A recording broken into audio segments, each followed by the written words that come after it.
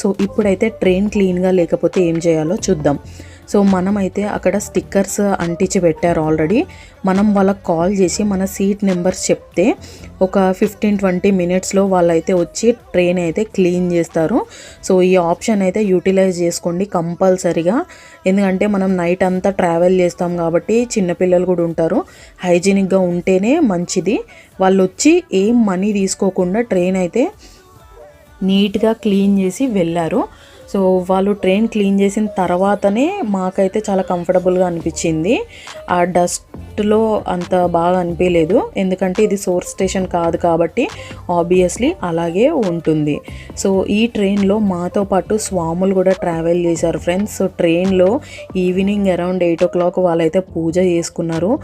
చాలా పీస్ఫుల్గా అనిపించింది. అండ్ పూజకి వెళ్ళి మేము అటెండ్ కూడా అయ్యామన్నమాట.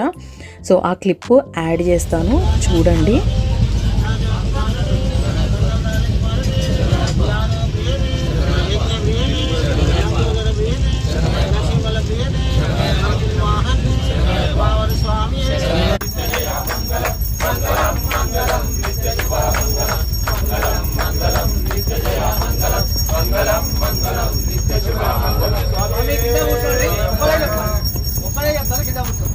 ఓం లోకవేదం మహాపూజం సర్వరక్షాకరం శాస్త్రాలం ప్రణమామి. సో పూజ కంప్లీట్ చేసుకొని బొట్టు పెట్టుకొని మా సీట్ దగ్గరికి అయితే వచ్చేసాం ఫ్రెండ్స్ మేము. అండ్ మేము వెళ్తున్న ట్రైన్లో అయితే మాకు వెయిటింగ్ లిస్ట్ చూపించింది టికెట్.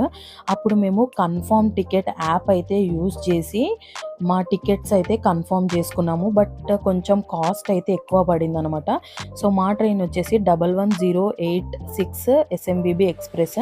వెయిటింగ్ లిస్ట్ ఉన్నప్పుడు కింద ఆల్టర్నేట్ సీట్ అని ఆప్షన్ కనిపిస్తుంది కదా, 770 rupees. Actual ticket cost 350.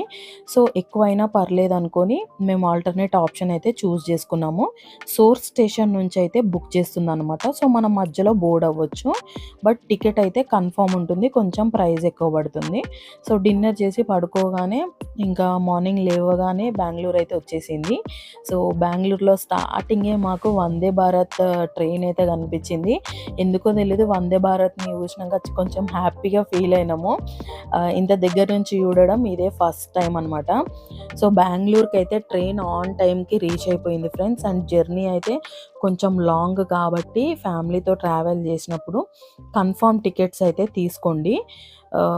So అదే బెటర్, లేదంటే చాలా ట్రబుల్ అవ్వాలి. అండ్ ఈ జర్నీలో కొంచెం మన లగేజ్ అవన్నీ కూడా మనం సేఫ్టీగా చూసుకోవాలి. బెంగళూరు గురించి